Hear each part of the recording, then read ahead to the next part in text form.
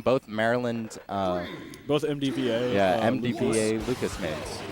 So really, go ahead. or really interesting just to think about what could happen because you have potential upsets. Mythic could beat Youngblood. I think. I think he has the potential to do so. Yeah, he's been Mythic's been leveling up pretty hard, and I haven't seen Youngblood come around in a while. He's been doing his own thing, working on Rivals, all that different stuff. He was playing Rivals, but he still went to Smash Town Funk NFA, and I think he went 2 weeks ago. He entered, but nonetheless, we're gonna get it down with HyperFlame and Youngblood here on Smashville. So I can only assume that Youngblood was the one who struck first. I feel like Captain Falcon is going to really want to try and make use of this platform, but gives him no reprise here with that quick 0 death, looking like a second one, coming up close. And I mean, that's what you have to come to expect, especially with the top 10 players like HyperFlame on the PM rankings. Insane punish game. So what Youngblood really needs to work out or look out for specifically is PK Frost and all of the mix-ups that come after that. The thing about Youngblood here is that he's not taking his punishes very far, whereas HyperFlame is, of course, taking each one as long as it possibly can go. And that was a really good air dodge coming out from Youngblood just to dodge the back air, though HyperFlame's still ready for the punish.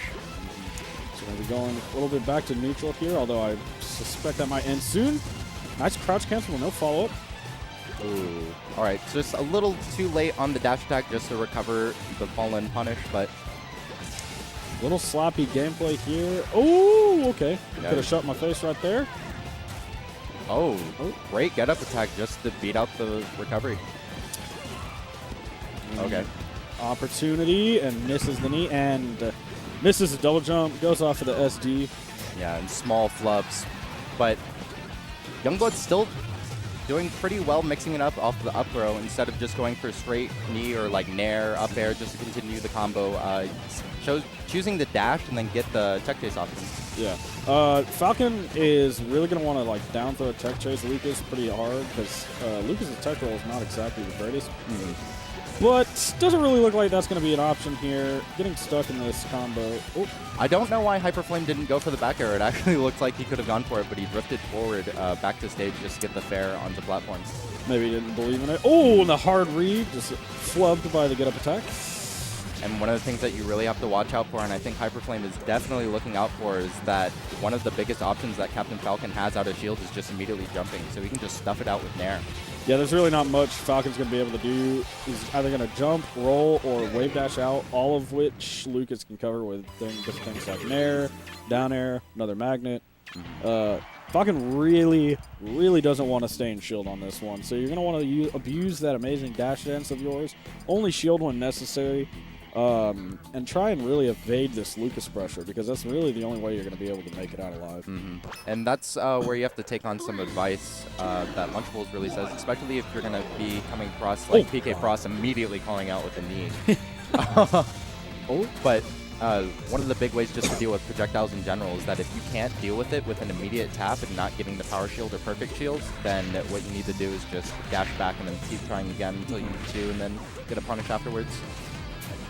Because every PK ice is just another way to force him to shield, which is exactly what he wants. Not getting a kill. Oh my! Trade with Meteor and a Spike. And I do agree with the choice to go to Battlefield, but with such an experienced player like HyperFlame just working off the platforms, going from Magnet, doing the initial burst to get you on platform, then wave landing to get the set punish, that was a really good first stock. Yeah, and see, I like the Battlefield pick, but it doesn't really seem like he's abusing the platforms nearly as much as he should be. If you're going to be taking somebody to Battlefield... Let me fix my face real fast. He gets a quick stomp into a knee.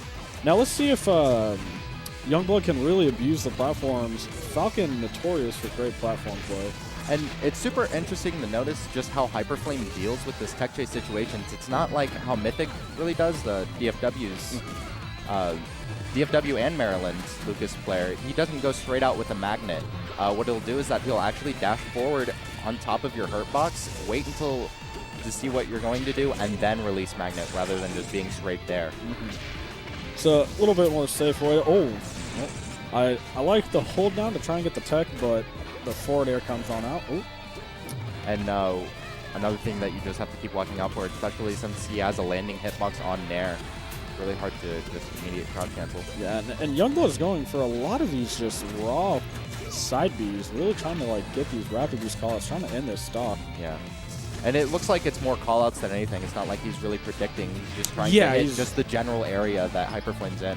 Which is getting stuffed out by Lucas Nair and down air. This would be the knee. There you go. That was very good, just right off the up throw. So let's see if Youngblood can make this comeback here. Yeah. And it's not like Youngblood can't combo Lucas, because Lucas is at that pretty heavy weight, especially for a PK boy. Yeah, I mean... Yeah, Captain Falcon gets pretty much anything he wants off of Lucas for the most part, if he can get his grimy little hands on him.